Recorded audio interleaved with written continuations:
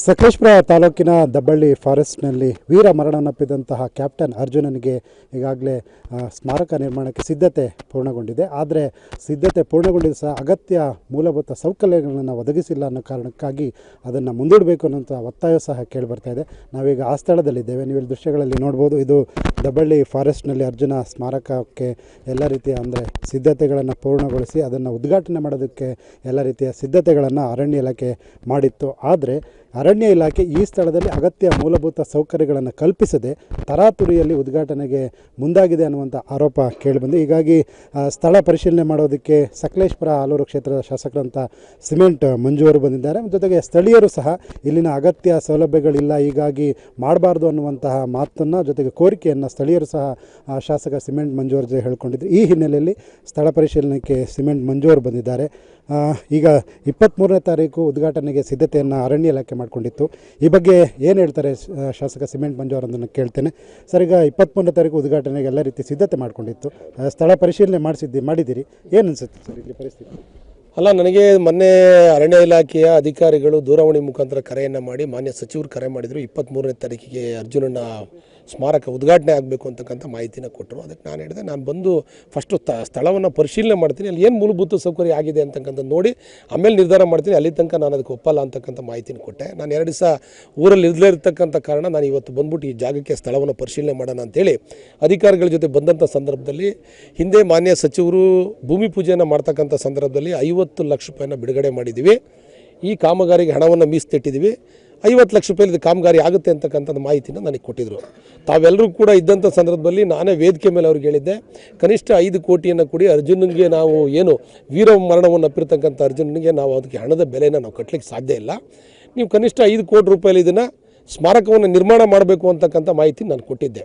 ಆದರೆ ಸರ್ಕಾರದವರು ಕೇವಲ 16 ಲಕ್ಷ ರೂಪಾಯಿ ಹಣವನ್ನು ಬಿಡುಗಡೆ ಮಾಡಿ, ಹೇಳಿದ 50 ಲಕ್ಷ, ನಾನು ಕೇಳಿದ 5 ಕೋಟಿ, ಕೇವಲ 16 ಲಕ್ಷ ರೂಪಾಯಿ ಹಣವನ್ನು ಬಿಡುಗಡೆ ಮಾಡಿ ಕೇವಲ ಮಾರ್ಬಲ್ ಹಾಕಿರೋದು ಬಿಟ್ಟರೆ ಇಲ್ಲಿ ಮುಂದೆ ನೋಡಿ ಚೂರು ಇಷ್ಟು ಇಂಟರ್ಲಾಕ್ ಹಾಕಿದ್ದಾರೆ. ಇಲ್ಲಿ ಕನಿಷ್ಠ ಸುತ್ತ ಇಂಟರ್ಲಾಕ್ ಹಾಕಿಲ್ಲ, ಒಂದು ರಿಟರ್ನಿಂಗ್ ವಾಲ್ ಕಟ್ಟಿಲ್ಲ, ಒಂದು ಕಾಂಪೌಂಡ್ ಮಾಡಿಲ್ಲ, ಒಂದು ಕುಡಿಯೋಕ್ಕೆ ನೀರಿಲ್ಲ, ಒಂದು ಶೌಚಾಲಯ ಇಲ್ಲ, ಒಂದು ರಸ್ತೆ ಇಲ್ಲ, ಕೊನೆಯದಾಗ ಅಟ್ಲೀಸ್ಟ್ ಇಲ್ಲಿ ಒಂದು ಸೆಕ್ಯೂರಿಟಿನೂ ಕೂಡ ಇಲ್ಲ, ಅಟ್ಲೀಸ್ಟ್ ನೋಡ್ಲಿಕ್ಕೆ ಒಂದು ವಾಚ್ಮ್ಯಾನ್ ಕೂಡ ಇಲ್ಲ. ನಿಮ್ಮ ಒತ್ತಾಯ ಏನು ಸರ್ ಸಚಿವರಿಗೆ? ಸರ್, ನಮ್ಮ ಒತ್ತಾಯ ಸಚಿವರಿಗೆ, ನಾನು ಈಗ ಕನಿಷ್ಠ 5 ಕೋಟಿ ಬೇಡ, 3.5 ಕೋಟಿ ರೂಪಾಯಿದು ಒಂದು ಎಸ್ಟಿಮೇಷನ್ನ ನಾನು ಕಳಿಸ್ಕೊಟ್ಟಿದ್ದೀನಿ. ಇಲ್ಲಿ ಸುತ್ತ ಇಂಟರ್ಲಾಕು, ಸಾರ್ವಜನಿಕರು ಬಂದರೆ ಕೂರ್ಲಿಕ್ಕೆ ಆಸನಗಳು, ಸುತ್ತ ಕಾಂಪೌಂಡು, ಶೌಚಾಲಯದ ವ್ಯವಸ್ಥೆ, ಕುಡಿಯೋ ನೀರಿನ ವ್ಯವಸ್ಥೆ, ಇಲ್ಲೊಬ್ಬರು ಸೆಕ್ಯೂರಿಟಿ, ಮತ್ತು ಬರಬೇಕಾದ್ರೆ ರಸ್ತೆ ತಾವು ನೋಡಿದ್ದೀರಾ, ಇಲ್ಲಿ 4 ವೀಲ್ ಜೀಪ್ ಸಮೇತ ಬರಲಿಕ್ಕೆ ಕಷ್ಟ, ಅಂಥ ಒಂದು ವಾತಾವರಣ ಇದೆ. ಉತ್ತಮವಾದ ರಸ್ತೆಯನ್ನು ನಿರ್ಮಾಣ ಮಾಡಿಕೊಡ್ಬೇಕು. ಇಲ್ಲಿ ಪ್ರವಾಸಿಗರಿಗೆ ಮೂಲಭೂತ ಸೌಕರ್ಯನ ಕೊಟ್ಟರೆ ಈ ಭಾಗಕ್ಕೆ ಅತಿ ಹೆಚ್ಚಿನ ಪ್ರವಾಸಿಗರು ಬರ್ತಾರೆ. ಮತ್ತು ಅರ್ಜುನನ ಮೇಲೆ ಈ ರಾಜ್ಯದ ಜನತೆಗೆ ಒಂದು ಭಾವನಾತ್ಮಕ ಸಂಬಂಧ ಇದೆ. ನೀವು ಹೇಳ್ತೀರಾ ಈ ಸ್ಟ್ಯಾಚ್ಯೂ ಮಾಡಿರ್ತಕ್ಕಂಥದ್ದು ಫೈಬರಲ್ಲಿ ಅಂತಕ್ಕಂಥ ಮಾಹಿತಿ ನನಗೆ ಇಲ್ಲಿ ಬಂದಮೇಲೆ ಗೊತ್ತಾಗಿದೆ.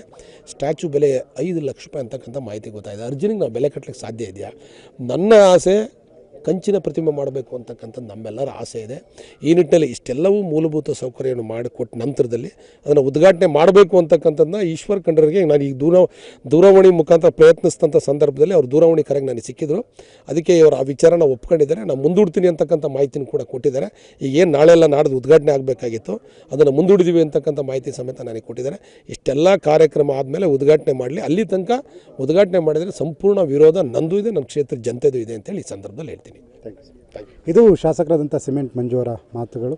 ಅರ್ಜುನ ಸ್ಮಾರಕ ಸ್ಥಳದಲ್ಲಿ ಅಗತ್ಯ ಮೂಲಭೂತ ಸೌಲಭ್ಯಗಳನ್ನು ಒದಗಿಸಿ ನಂತರದಲ್ಲಿ ಉದ್ಘಾಟನೆಯನ್ನು ಮಾಡಬೇಕು ಅನ್ನುವಂತಹ ಒತ್ತಾಯವನ್ನು ಶಾಸಕ ಸಿಮೆಂಟ್ ಮಂಜು ಮಾಡ್ತಿದ್ದಾರೆ. ಹಾಸನದಿಂದ ಕ್ಯಾಮ್ರಾಮನ್ ಶರತ್ ಜೊತೆ ಹರೀಶ್, ಏಷ್ಯಾನೆಟ್ ಸುವರ್ಣ ನ್ಯೂಸ್.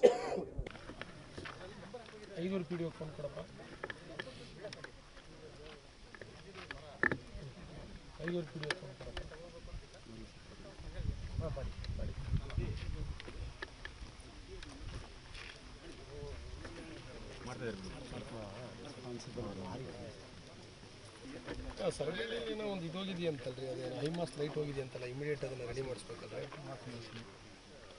ಇಮಿಡಿಯೇಟ್ ಮಾಡಿಸ್ಬೇಕ್ರಿ. ಕಂಪ್ಲೇಂಟ್ ಬಂದಿದೆ, ಮತ್ತು ಜನ ಯಾರಿಗೆ ಮಾಡ್ತಾರೆ. ಇಲ್ಲೇ ಗುದ್ಲಿ ಪೂಜೆನೂ ನಾವು ಮಾಡೋದು. ಈ ಬರೀ 16 ಲಕ್ಷ ಬಿಡುಗಡೆ ಮಾಡಿದ್ದೀನಿ ಅಷ್ಟೇ. 50 ಲಕ್ಷಕ್ಕೆ ಬರೀ 16 ಲಕ್ಷ ಮಾತ್ರ ನೋಡಿ ಬಿಡುಗಡೆ ಮಾಡೋದಷ್ಟೇ. ಬೇರೆ ಇಂಜಿನಿಯರ್ದಾಗ ಈ ರೀತಿ ಮಾಡಬೇಕು ಅಂತ ನಾವು ಮಾತು ಹೇಳ್ತಾರೆ. ಹೇಳಿದ್ದಕ್ಕೆ ನಾನು ನೋಡಬೇಕು ಅಂತೇಳಿ ನೋಡಿದಾಗ ವಾಸ್ತವ ಇಷ್ಟ.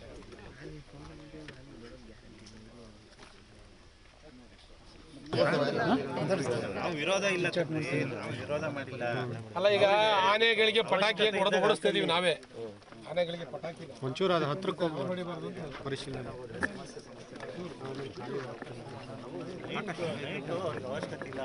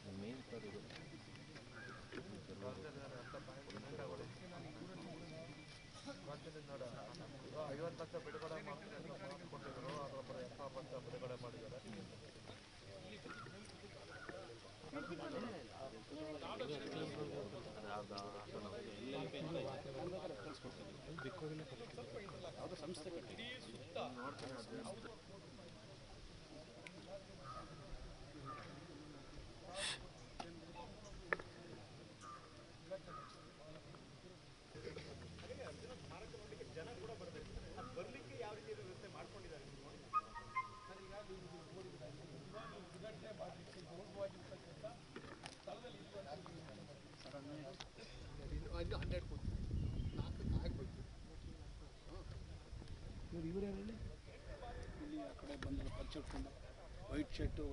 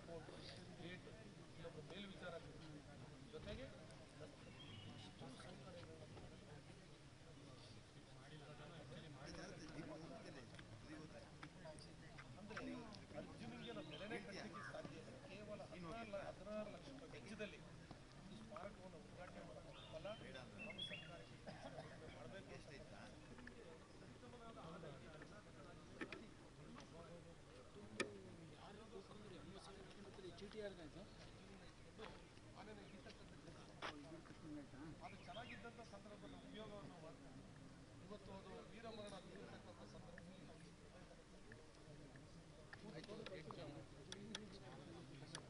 ಉದ್ಘಾಟನೆ ಮಾಡಿ ನಮ್ಮ ಡಿಮ್ಯಾಂಡ್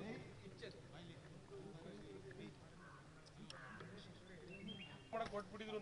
ಈ ನಿಟ್ಟಿನಲ್ಲಿ ಉದ್ಘಾಟನೆ ಮಾಡ್ಬೋದಪ್ಪ. ಯಾಕೆ ಈ ತರಾತುರಲ್ಲಿ ಉದ್ಘಾಟನೆ ಮಾಡ್ಬೇಕು ಅಂತ ಹೋಗ್ತಾರೆ. ನನಗೆ ಆಯ್ತು, ತರಾತುರಲ್ಲಿ ಉದ್ಘಾಟನೆ ಮಾಡಬೇಕು ಅಂದ್ರೆ ಅಷ್ಟೇ ವೇಗವಾಗಿ ಕೆಲಸವನ್ನು ಮುಗಿಸ್ಬೇಕಲ್ವ ಇವರು. ಕೆಲಸವನ್ನೇ ಮುಗಿಸ್ತಲೇ ಈ ರೀತಿ ಮಾಡಕ್ ಹೋದ್ರೆ ನೋಡಿ, ಒಂದು ಸರ್ಕಾರ ಮಾಡ್ಬೇಕು. ಸರ್ಕಾರಕ್ಕೆ ಮಾಡ್ಲಿಕ್ಕೆ ಆಗಲ್ಲ ಅಂತಂದ್ರೆ ಭಾಗದ ಜನತೆ ಸ್ವಾಭಿಮಾನಿಗಳಿದ್ದಾರೆ.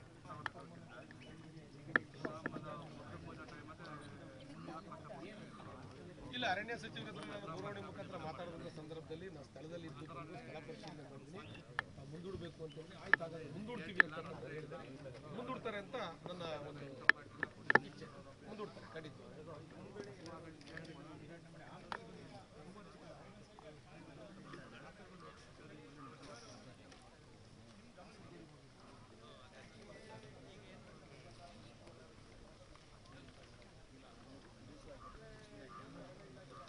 ಒಪ್ಪಡಿ ಅಂತ ಹೇಳಿದ್ರೆ ಇಲ್ಲಿ ಏನು ಮೂಲಭೂತ ಸೌಕರ್ಯ ಇಲ್ದಲ್ಲ ಉದ್ಘಾಟನೆ ಮಾಡೋದು, ಏನು ಉದ್ಘಾಟನೆ ಮಾಡೋದು. ಮತ್ತು ಈಗ ಅವರು ಇಲ್ಲಿ ಬಂದಾಗ ನಾನು ಕೇಳಿದ 5 ಕೋಟಿ 50 ಲಕ್ಷ ಕೊಡ್ತೀವಿ ಅಂತೇಳಿ ಗುದ್ಲಿ ಪೂಜೆ ಮಾಡೋದು. ಇಲ್ಲಿ ಗುದ್ಲಿ ಪೂಜೆ ಮಾಡುವಾಗ ನೀವುಗಳೆಲ್ಲ ಬಂದಿದ್ರಿ, ಎಲ್ಲ ಪತ್ರಿಕಾ ಮಾಧ್ಯಮದವರೆಲ್ಲ ಬಂದಿದ್ರು, ಟಿ ವಿ ಮಾಧ್ಯಮದವರು ಬಂದಿದ್ರು. ಗೊತ್ತಾಗಿದೆ, ಬೇಡ ಅಂತ ಹೇಳ್ತೀವಿ. ಈಗ ಅವ್ರು ತರಾತರ ಮುಂದುವರೆ ನಾವು ಮಾಡೋಕ್ಕೆ ಬಿಡಲ್ಲ ಸರ್.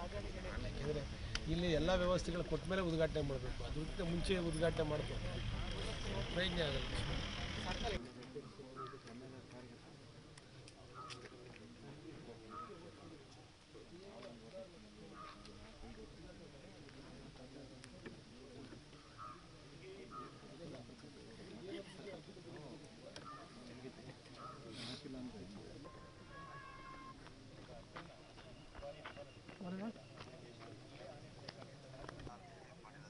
23 ಅದು ಗೊತ್ತಿಲ್ಲ ಸರ್.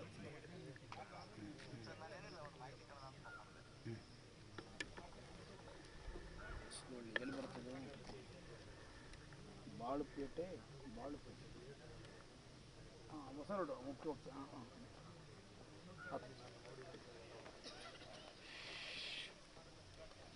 14 ತಿಂಗಳಿಂದ ಹೋರಾಟ ಮಾಡಿದ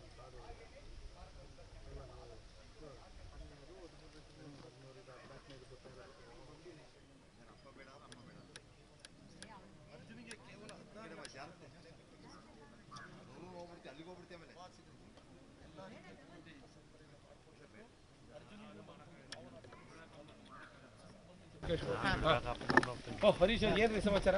ಚೆನ್ನಾಗಿದೆ ಹೋಗಿದ್ರಿಗೆಲ್ಲ ಅಲ್ಲಿಗೂ ಬಂದ್ವಿ ಅಲ್ಲಿಗೆ ಸರ್. ಈಗೇನು ಸರ್ ಈಗೇನೋ ಒಂದು ಕನಿಷ್ಠ ಅಂದ್ರೆ ಒಂದು ಶೌಚಾಲಯದ ವ್ಯವಸ್ಥೆ ಬೇಕು. ಅಟ್ಲೀಸ್ಟ್ ಅದು ಇಲ್ಲದೆ ಓಪನ್ ಮಾಡಿ ಅದು ಮಹಿಳೆಯರು ಬಂದರೆ ಎಲ್ಲಿ ಹೋಗ್ತಾರೆ? ಓಪನ್ ಆದ ತಕ್ಷಣ ಆಟೋಮೆಟಿಕ್ಕಾಗಿ ಪ್ರವಾಸಿಗರು ಬರೋಕ್ಕೆ ಶುರು ಆಗ್ತಾರೆ. ಕಷ್ಟ. ಹಾಗಾಗಿ ಓಪನ್ ಮಾಡೋದು ಬೇಡ ಅಂತ ಈಗ ನಾನು ಫೋನ್ ಮುಖಾಂತರ ಮಾತಾಡಿದ್ದೆ. ಆಯಿತು, ಮುಂದುವರ್ತೀವಿ ಅಂತ ಹೇಳಿದೆ. ಈಗ ಅಗತ್ಯವಾಗಿ ಈಗ ಏನೇನು ಆಗ್ಬೇಕು ಸರ್ ಇಲ್ಲಿ ಅಗತ್ಯವಾಗಿ ಇಂಟರ್ಲಾಕ್ ಆಗಬೇಕು, ಕೂರೋರಿಗೆ ಚೇರಿನ ವ್ಯವಸ್ಥೆ ಆಗಬೇಕು, ಕಾಂಪೌಂಡ್ ಆಗಬೇಕು, ಕುಡಿಯೋಕ್ಕೆ ನೀರು ಆಗಬೇಕು, ಶೌಚಾಲಯ ಆಗಬೇಕು, ಮತ್ತು ಇಲ್ಲೊಬ್ಬ ಸೆಕ್ಯೂರಿಟಿ ಆಗಬೇಕು, ರಸ್ತೆ ಆಗಬೇಕು. ಇಷ್ಟೆಲ್ಲವೂ ಕೂಡ ಅವಶ್ಯಕತೆ ಇದೆ.